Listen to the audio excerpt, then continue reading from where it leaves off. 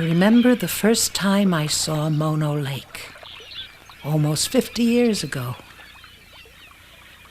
I sat at the edge of the lake as the sun crawled over the high desert to the Sierra Nevada and watched the colors play on the salty water. I felt as if I'd been transported back in time. I was part of the constant cycles of renewal and change that had begun here almost 1 million years ago.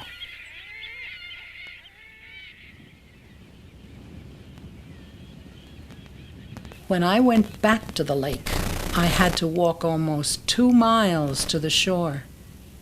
Just 50 years ago, the water would have been more than 40 feet over my head. For half a century, the mountain streams that sustain Mono Lake have been diverted through a 340-mile aqueduct to Los Angeles.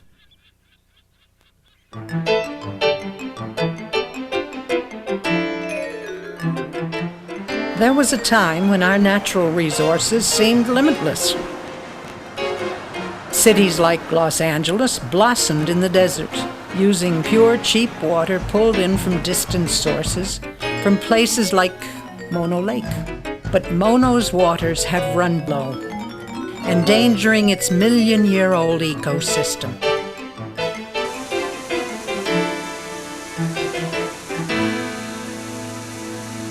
Each August, cyclists from all over the country meet at the Department of Water and Power in Los Angeles, fill small vials with water, and carry them back to Mono Lake to complete the broken water cycle.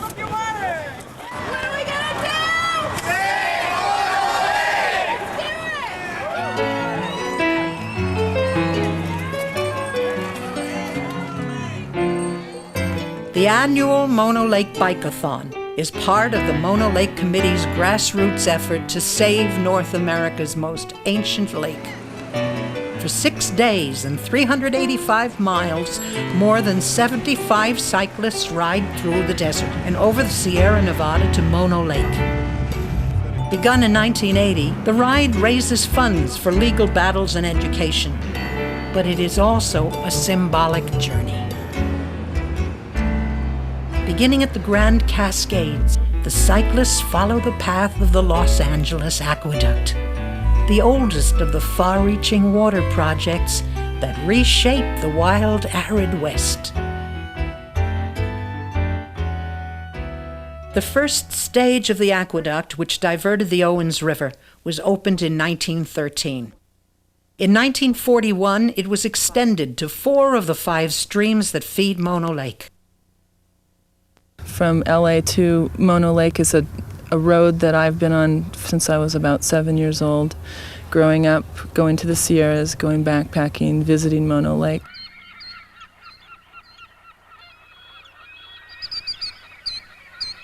Volcanoes, glaciers, earthquakes, wind and water, Earth's great forces carved out the Mono Basin and created Mono Lake.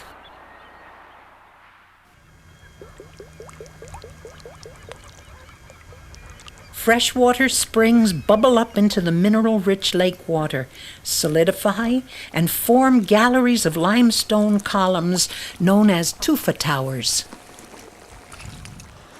The 5 streams that feed Mono Lake pour down from the high Sierra, yet not a single stream flows out of it.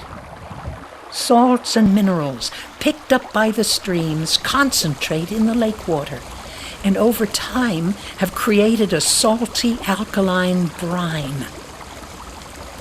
Each year, surface water evaporates in the desert heat and the lake level drops. The fresh water from the spring snowmelt rages down the mountain streams, replenishes the lake water, and keeps the lake's chemistry in balance. An extremely simple food chain supports a multitude of life at Mono Lake. There are no fish, but the salty mix makes an ideal home for trillions of tiny brine shrimp. Unique to Mono Lake, they thrive on microscopic algae, The crusty shore hosts thick black bands of brine flies. The brine shrimp and the brine flies are the sole source of food for millions of migrating and breeding birds on the Pacific Flyway. Waves of avocets, killdeer, snowy plovers, ruddy ducks, and eared grebes. California gulls fly hundreds of miles to nest on the islands. Wilson's phalaropes stop here to eat before their 5,000-mile journey to South America. It is a simple and well-balanced system.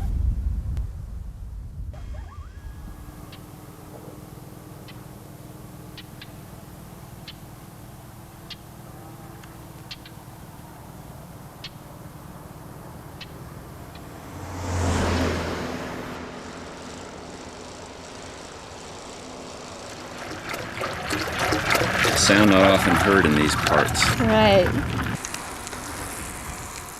I've never liked biking. Never liked biking really at all. But I got involved. I decided I would do it, and I started practicing last spring and bought a bike a few weeks before the bike-a-thon. And I love biking now. Riding a bicycle this distance across this desert and just how outrageous it sounds to many people. I think that's what motivates them to sponsor you. It just shows how serious you feel about a cause like this. I'm riding out there in the desert. You've got a lot of hours to think about what you're doing, and I sing songs about the basin and the desert and all sorts of things to myself. I mean, I can be riding along out there and crying about the whole thing. Almost 50 years of diverting water to Los Angeles left hundreds of acres of tufas standing high and dry, like sentinels watching over the receding lake. The stream and freshwater habitat that once lured 1 million ducks each fall has been destroyed. A land bridge now connects the islands to the shore, making the young gulls vulnerable to coyotes. The lake has shrunk to 2/3 of its previous size. Its salinity has doubled. Mono's water is now 3 times saltier than the ocean. It is 80 times more alkaline. It's like a detergent. It feels slick, slippery. As the lake disappears, it leaves miles of salts and alkali full of arsenic, selenium, and lead, which are picked up into toxic dust storms and blown into Nevada and nearby Yosemite National Park. Breaking the water cycle puts at risk the whole web of life that brings the birds to Mono Lake. They use this lake. They need this lake for a resource to build up their fat reserves so that they can migrate as far as they need to migrate every year. The lake is a tremendous resource for the California gull, which breeds here, and they use the brine flies and the brine shrimp to feed on. As the lake drops, the salinity increases, the food becomes less available, and in really low years, we've lost many birds. I've been out on counts on the islands when we have literally piled thousands upon thousands of dead chicks because their parents had to be out much longer than used to be necessary, and they're looking for food, and they come back and their chicks are stressed and or dying because of the heat, because one